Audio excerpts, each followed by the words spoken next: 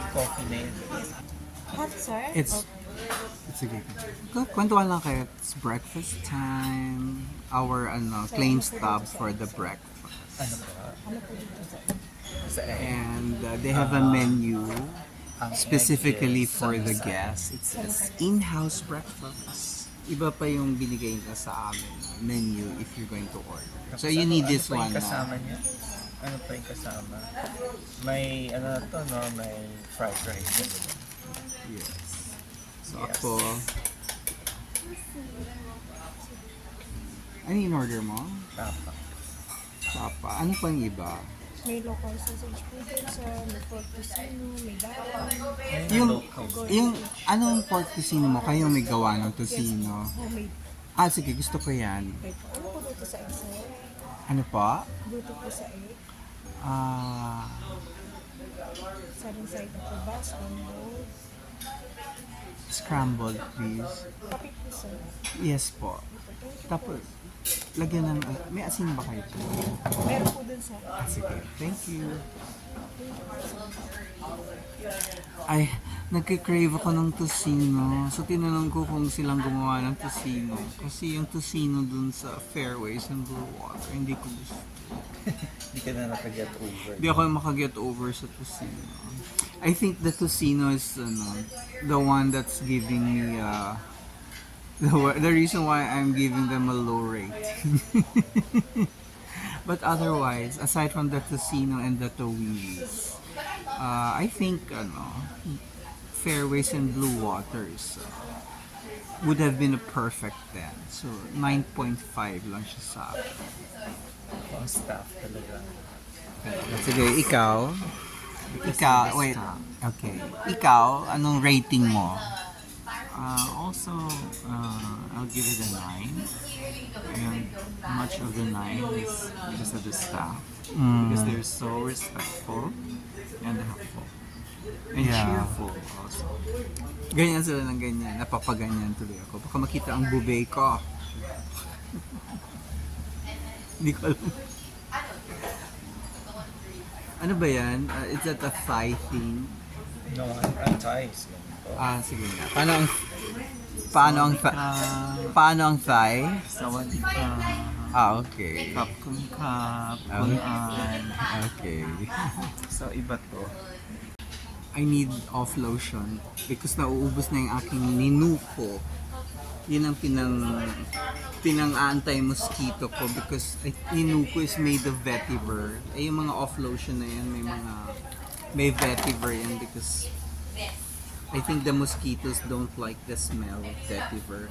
But syempre si ninuko as a cologne, it dissipates after a while. The problem of being me is that mosquitoes like eating us. Who you waving at? There's our coffee.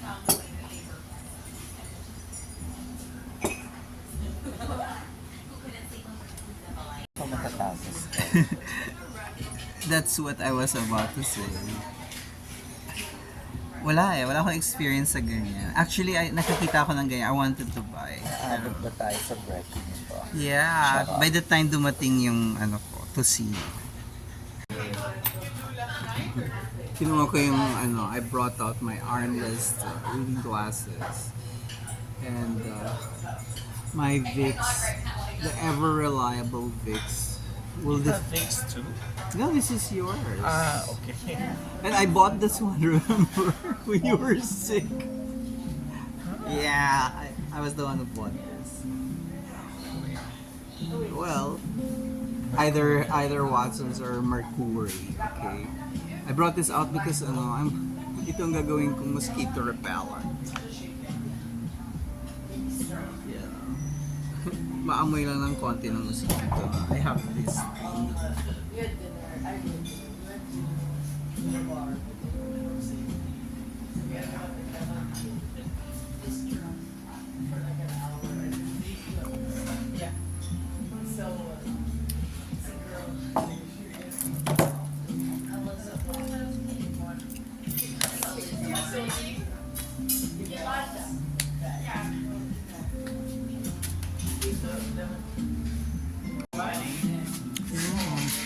It's breakfast time. Wow!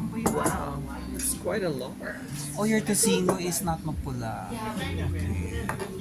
And sa'yo, what's yours? It's tapa. It's tapa. Patikim yan ah. Ano tayo? We'll make... I don't think I can finish the whole thing. Hindi pala ako titikim. Makakain ko talaga yung food dump niya.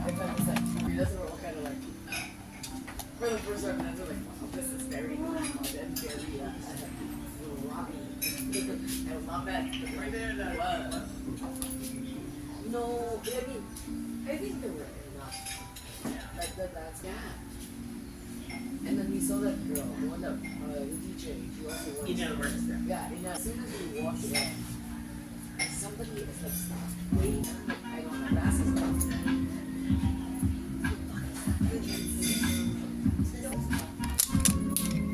We'll change the angle. Dito ko naman ilalagay yung dito siguro. Para hindi kita yung mga tao. May mga ibang guest.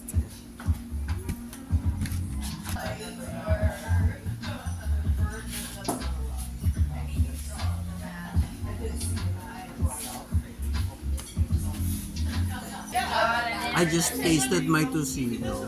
How's it? I wouldn't know how to review it because it's a different take on their tocino. Smile. Yeah.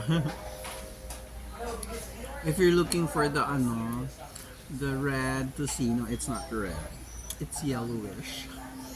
And then it's not matamis. So, it's not casino.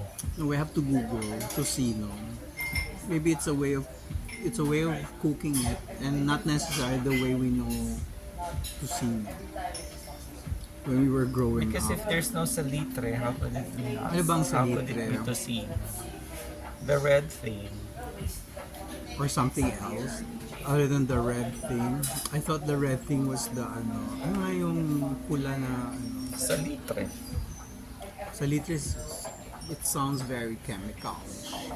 I asked TTT to show me how these people know that celebrities unfollow each other because I couldn't make sense of ano bang siste? So ito, TTT will teach me how. Ito ang siste. Okay? An example. We will see if one of my favorite queens, Zozibini Tusi, is still following another favorite queen, Shania's Okay. Palacios. Alright. Okay, so now I am at the IG profile Okay. of Queen Zozy. Okay. So you click following, Alright. and then when you get there, you just scroll sideways. You swipe, not scroll, swipe, and go to mutual. Mutual. Okay. Then click that. And then see if the other celebrity is still there, and we can see Shani's here. Okay. And who's the first one before Shani's? It's another friend of mine who also follows her. Who is? Tanya. She was a Okay. student. She was my student. So all your friends, okay, not necessarily your follower themselves. For as long as So, like for example, Shani's of course doesn't follow me. She doesn't know me from yes, Adam. okay. But you both Neither- followed Zuzi. But Sozy and Shani's follow each other. Yes. So now I know that Sozy is still following Shani's because Shani's is here. But how many of those are your mutuals? You can't We tell. have 84. 84. So in order to track if they still follow each other, you have to go through the 84 is not. or so it's bad. alphabetical order. No, it's not. So you just scroll. Wow. Yeah. So you just scroll. All right. So we can see that Sozy follows Leila Lopes. Okay. The who naman? The first Miss Universe from Angola. All right. Okay. Thank you. That's my education for today. I've always wondered. Now I know. I just had my breakfast. Iniwan ko muna si TTT kasi we were talking about when you open the Google map, merong 12-hour forecast ng flood sa Region 6. Tapos kanina, before I went out, lakas-lakas ng hangin. Sabi ko, I want to go out and see the sea. Kung ano ang...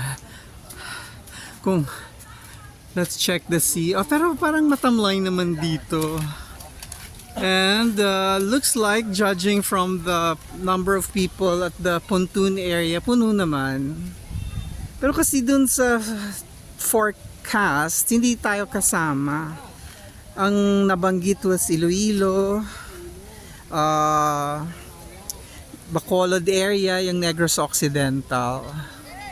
So bakit doon lang? So merong heavy rain clouds over there. Although I can feel the wind here. And then although it's kinda not so cloudy over here, lalo na dun sa Romblon area. Let me pan to the right very quickly. This area here is so maulap. And that side there is going towards the south, diba? Sa Panay Island yung bandang area na yan. Because this area over here is pointing to the north. That's not that's hardly affected by the forecast.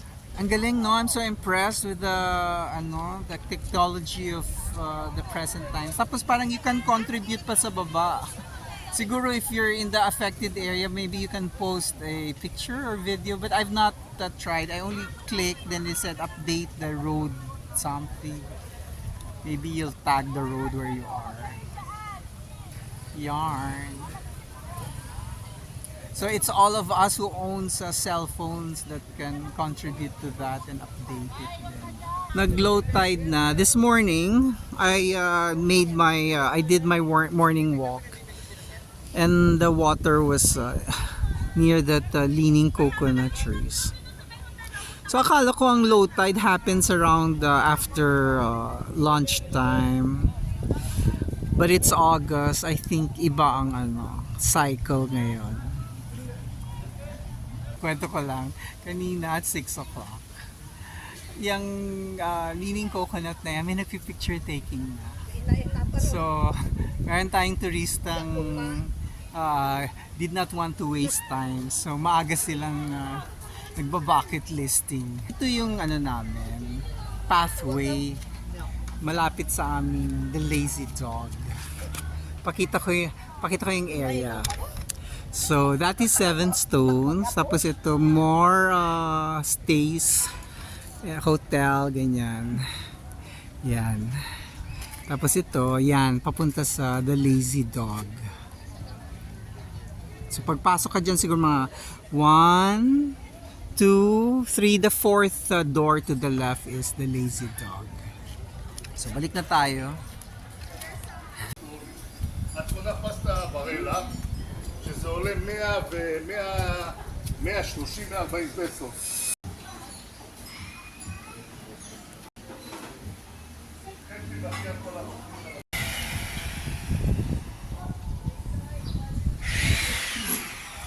The other day, we shot an eskinita walk vlog.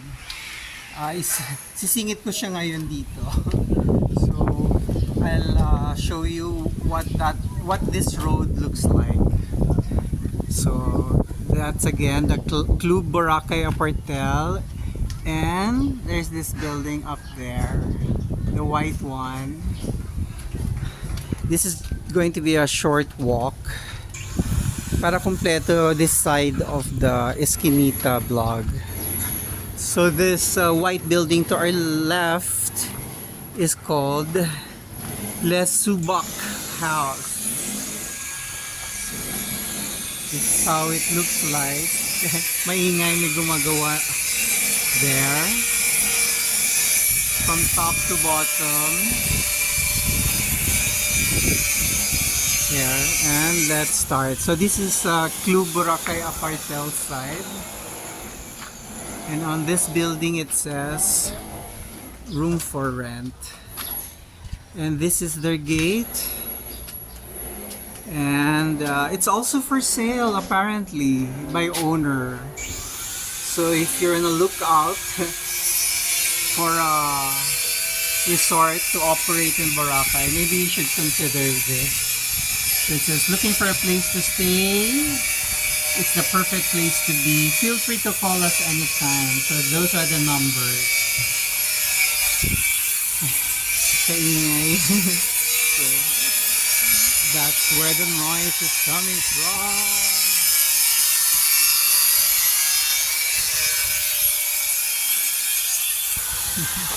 Padayon lang kita. There's another resort, I suppose. Ang cute ng ano, oh. The bamboo. But are these real bamboos? I think so. So I don't know if it's ano, security notice. Nag-fade na. Yan. Hotel ba to? Hindi. Ito. Pero walang pangalan sa labas.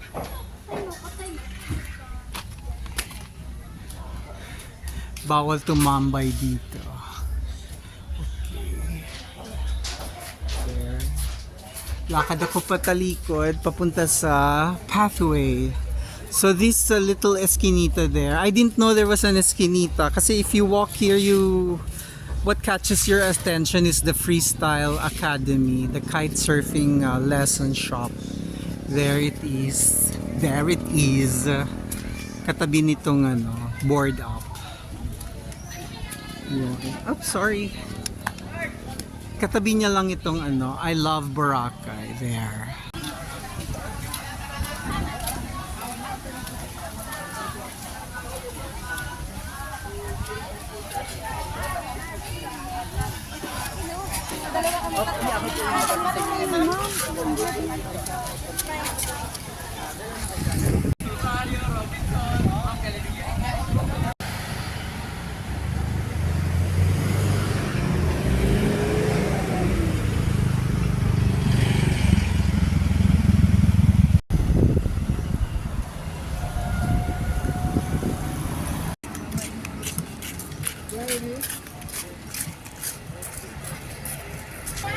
Banda na tam. Dahil dyan. Libre po yan, ma'am. Kasi doon sa tao bayad kayo dyan. Kasi naubos na yung budget. Alam mo na, para sale. Kasi, dapat na po 60 na. Ah, makagayan to? Ha? Sunod. Silaw?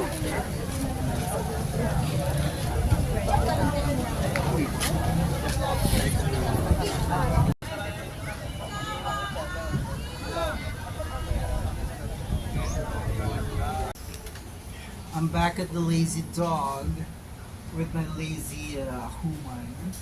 No, I'm the lazy human. No, I am the lazier. Yeah. Nandito kami sa ano namin, sa porch ng aming accommodation. Waiting for our check-out. I already took a bath because I walked and I wanted to go to the viewing deck, but I retreated because Google Maps said it's 100 it's a kilometer away and it's going uphill, hindi natin kaya. So we'll probably go there, not to the deck na, but I'm planning to take the etrike from here, going to Robinson's, but we'll take the Mt Luho route sa likod, up the mountain down to Robinson's. I like it here because they have this is Dangkalan, no? Tree? Dangkalan. I like resorts with views like this kasi we live in a building. So this is a different treat.